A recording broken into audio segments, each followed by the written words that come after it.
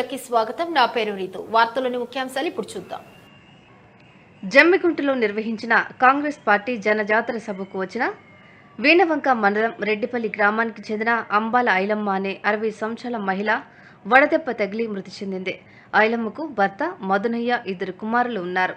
వేడి తీవ్రత అధికంగా ఉండడంతో తీవ్ర దప్పికకు గురై మృతి చెందినట్లు స్థానికులు తెలిపారు.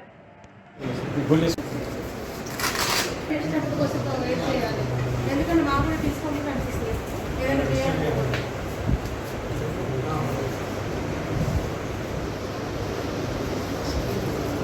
అలాంటి పీపుల్ స్టోరీ ఫిక్స్ అయిపోయింది.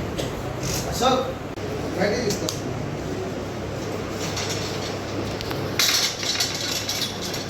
రిమూవ్ చేయి. రిమూవ్ అది